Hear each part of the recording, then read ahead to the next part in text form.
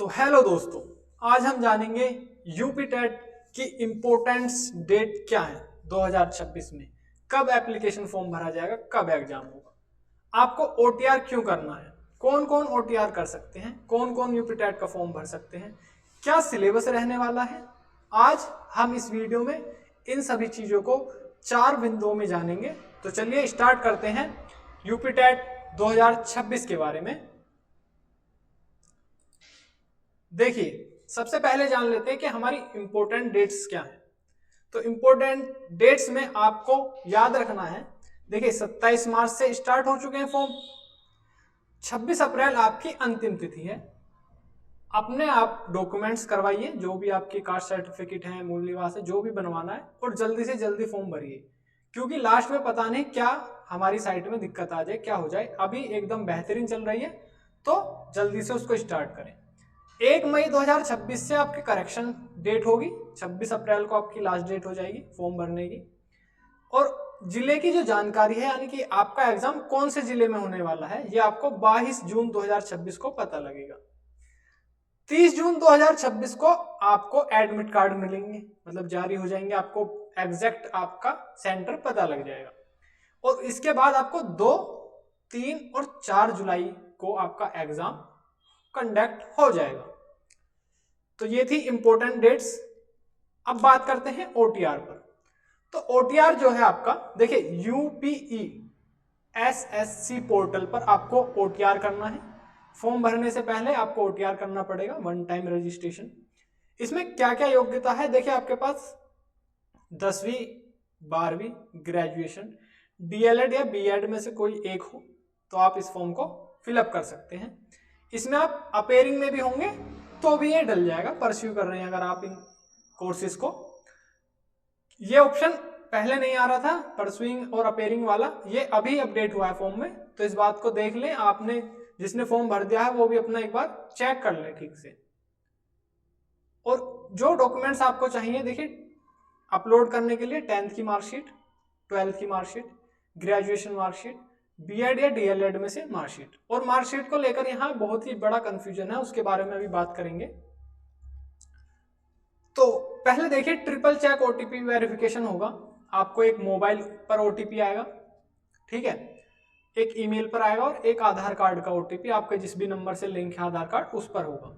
तो फॉर्म भरते समय ये चालू होनी चाहिए तीनों चीज, मतलब आपका ईमेल का ओटीपी, ईमेल आपको पता होनी चाहिए, ओपन होनी चाहिए, मोबाइल पर जिस मोबाइल नंबर को आप डालेंगे, और आधार कार्ड जिस नंबर से कनेक्टेड है। मेरे हिसाब से तो आपको यहाँ पर दोनों ये एक ही नंबर रखना चाहिए, फिर भी किसी के पास अलग अलग हुए तो वो कर सकता है। देखिए अपेयरिंग और परस्यू जो विकल्प है, जो छात्र अभी कोर्स कर रहे हैं उनके लिए होता है, ये कंफ्यूजन मैं दूर कर दूं। यदि आप डीएलएड यानी कि बीटीसी जो पहले बोलते थे, या बीएड कर रहे हैं, और अपेयरिंग परस्यूइंग वाला विकल्प आप चुन सकते हैं, अभी आया है, पहले ये नहीं था। और मार्कशीट को लेकर जो कंफ्यूजन है उस पर बात कर लेते हैं। देखिए अगर आप फर्स्ट सेमेस्टर में हैं बीटीसी के, ठीक है, तो आपको क्या करना है, ग्रेजुएशन की मार्कशीट डालनी है, अपलोड करनी है। अगर आप सेकंड सेमेस्टर में हैं तो इसी तरह से फर्स्ट सेमेस्टर की मार्कशीट लगेगी। अगर आप थर्ड सेमेस्टर में हैं तो सेकंड सेमेस्टर की मार्कशीट लगेगी, और फोर्थ सेमेस्टर में है तो आपकी थर्ड सेमेस्टर की मार्कशीट लगेगी।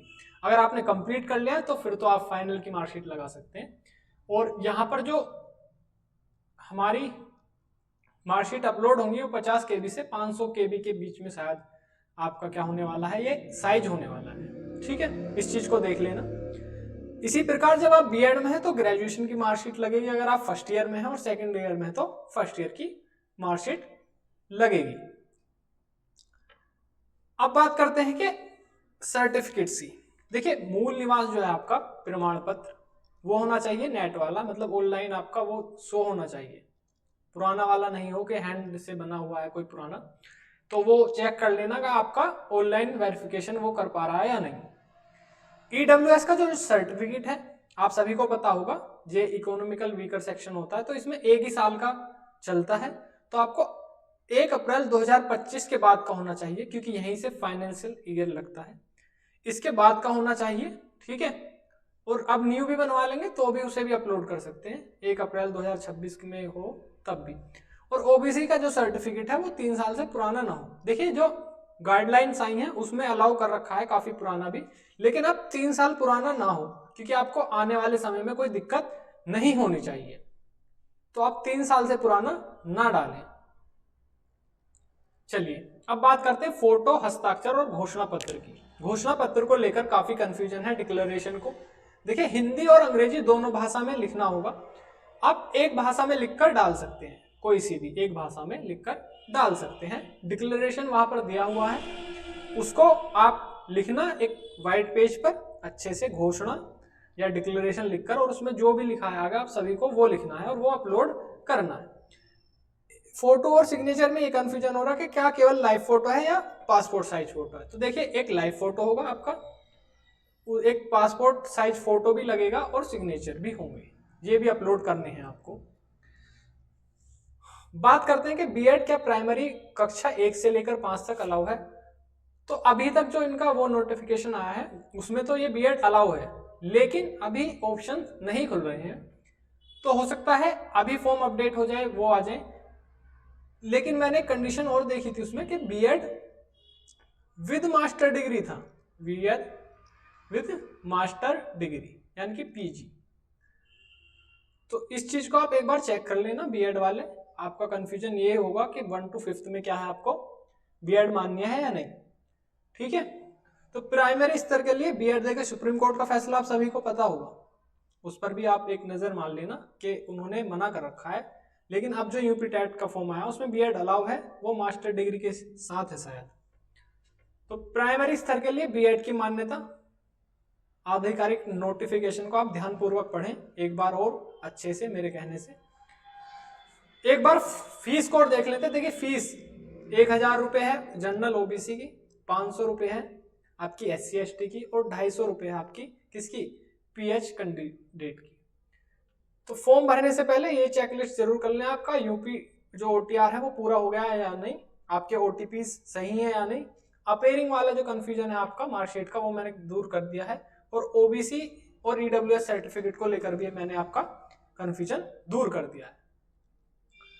तो यूपी टेट 2026 में सफलता पाएं, रैंक अप के साथ तैयारी शुरू करें, और ऐसे ही नए नए अपडेट्स के लिए हमारे चैनल को सब्सक्राइब करें सबसे पहले सटीक इन्फॉर्मेशन के साथ। धन्यवाद।